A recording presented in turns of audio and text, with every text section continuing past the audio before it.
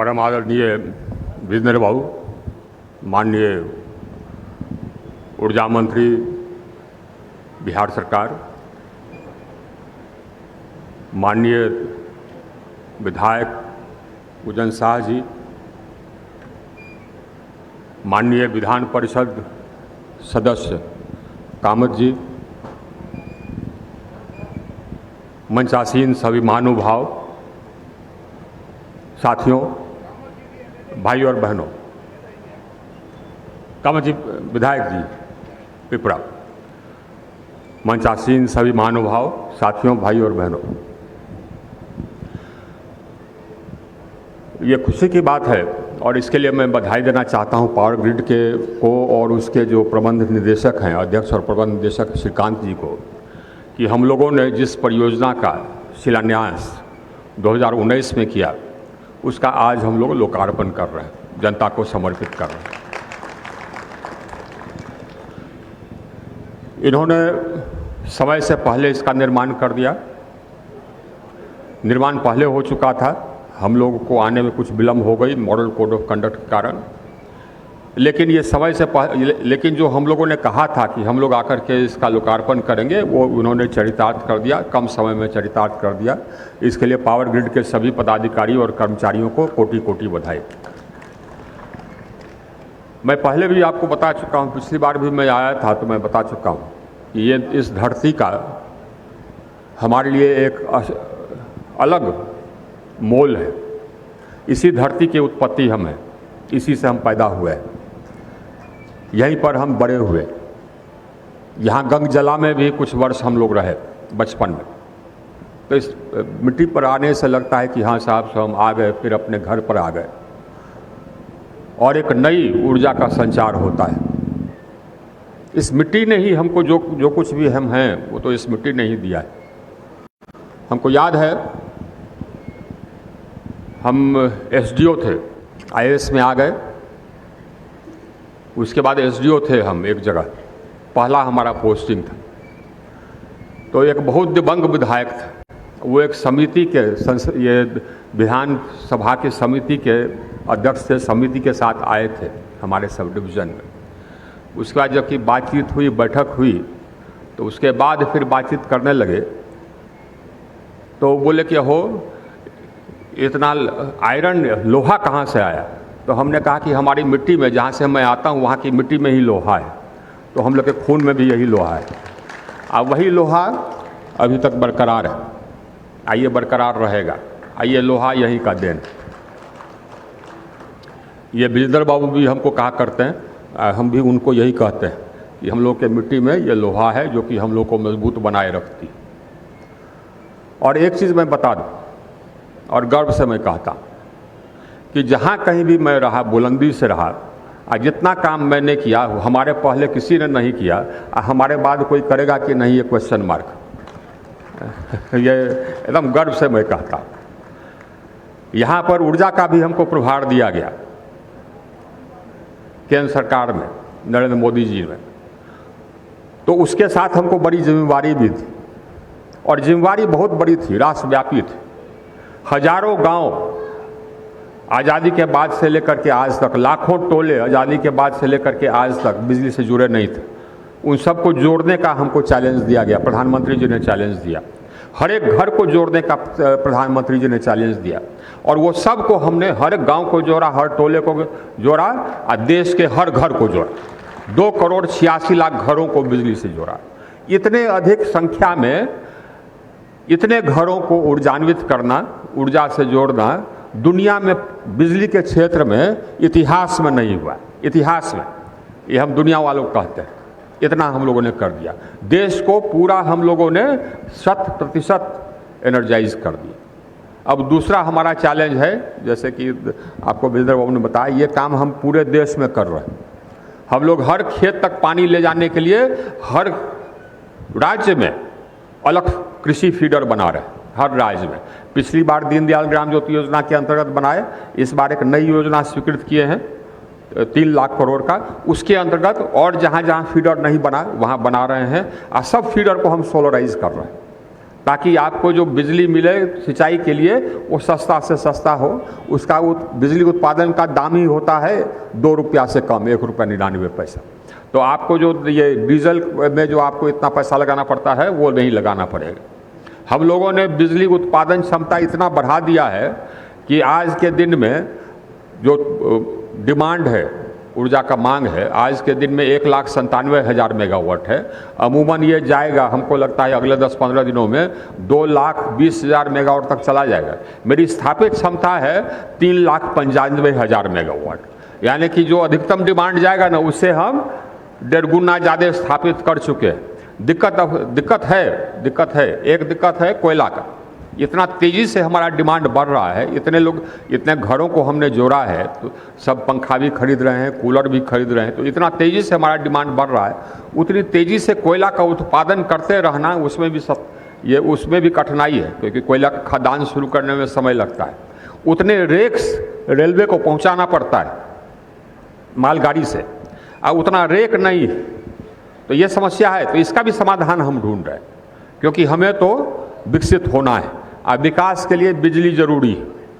और वो विकास हमारा हो रहा है, तेज़ी से विकास हो रहा है हमारे देश का, इसीलिए हमारे बिजली का मांग इतना बढ़ा हुआ है।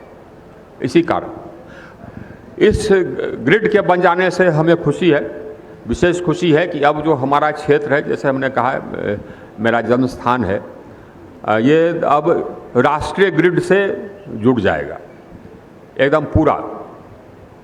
और यहाँ पर हमको उत्तर पूर्व में जो भूटान में जो हाइड्रो प्रोजेक्ट्स हैं उससे भी पावर मिलेगा।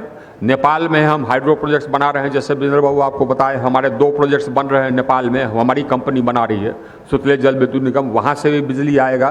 तो यहाँ पर बिजली की आपूर्ति के विभिन्न संसाधन रहेंगे, विभिन्न जगहों से भी ये बिजली आएगी। तो आपको बिजली में कहीं कोई दिक्कत नहीं होगी, बल्कि बिहार को बिजली में कहीं कोई दिक्कत नहीं होगी।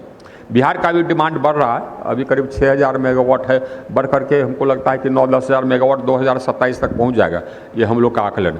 लेकिन उतने बिजली की व्यवस्था हमने कर लिया है, बिहार के लिए भी कर लिया है, ताकि यहाँ पर बिजली की कोई दिक्कत नहीं हो।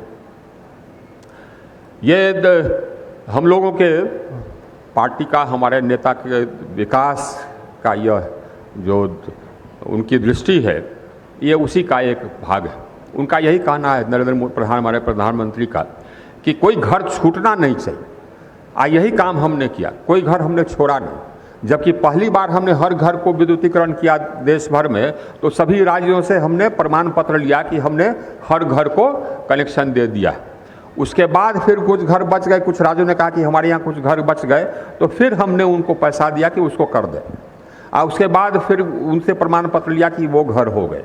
अब कुछ और राज्यों में कुछ घर बचे हुए हैं, तो उन्होंने रिक्वेस्ट किया, उनको भी हमने सैंक्शन कर दिया, अब उसको कर दीजिए आप, और फिर हमको रिपोर्ट दीजिए कि सारे घर हो गए। ये हम लोग किसी को छोड़ते नहीं, चाहे ये हम लोग की सरकार, ये नरेंद्र मोदी जी की सरकार का यही एक ध्येय, चाहे बिजली हो, चाहे गैस का कनेक्शन हो, चाहे घर बनाने, गरीबों के लिए घर बनाने का हो, हर एक गरीब आदमी को हम लोग पक्का मकान देंगे।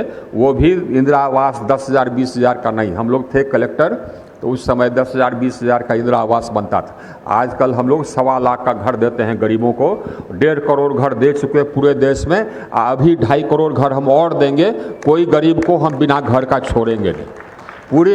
पूरे कोरोना काल में हम लोगों ने 80 करोड़ लोगों को मुफ्त अनाज दिया, ताकि कोई ये काम बंद हो गया, लोगों का रोजगार बंद हो गया, तो खाएगा कहाँ से। हम लोगों ने 80 करोड़ लोगों को हम लोग आज तक मुफ्त अनाज दे रहे हैं, और उसकी भी अवधि हम लोगों ने बढ़ा दिया कि अब अक्टूबर तक हम लोग मुफ्त अनाज आप सबको देंगे, सभी गरीब आदमी को। गरीबों के लिए यह हम लोग की सरकार बिल्कुल कटिबद्ध है, चाहे नरेंद्र मोदी की सरकार हो या यहाँ पर नीतीश कुमार की सरकार हो। गरीबों के लिए हम लोग कटिबद्ध हैं, हम लोग गरीबों के लिए काम करते हैं। बाकी लोग सिर्फ बोलते हैं, बाकी लोग सिर्फ गुंडागर्दी करते हैं। चाहे ये सबको हमको बताने की ज़रूरत नहीं, सबको याद भी होगा कि दूसरे जो प्रशासन थे उसमें क्या गुंडागर्दी थी या क्या दादागिरी थी, ये सबको मालूम होगा। हम लोग वो सब नहीं करते, चाहे नरेंद्र मोदी की सरकार हो चाहे या नीतीश कुमार की सरकार हो। हम लोग गरीबों के लिए काम करते हैं, हम लोग सब के लिए काम करते हैं, सिर्फ गरीबों के लिए नहीं, सब के लिए काम करते हैं। हर जिला में हम लोग मेडिकल कॉलेज बना रहे हैं। हर जिला में मेडिकल कॉलेज बना रहे हैं, हर प्रांत में हम एम्स बना रहे हैं, हर प्रांत में, यहाँ भी बनाए। अब हर प्रांत में हम लोग करीब धीरे धीरे 2 एम्स बनाएंगे।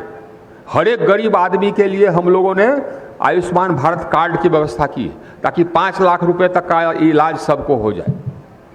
ये हम लोगों ने तो कोई भी, चाहे पढ़ाई हो, शिक्षा, ये चाहे स्वास्थ्य हो, चाहे आवास हो, चाहे बिजली हो, खाना बनाना हो, कोई चीज़ भी हम लोग भूलेंगे नहीं या न भूलें। ये अलग है। इसीलिए आपका बार बार हम लोगों को पर विश्वास ही प्राप्त हुआ है।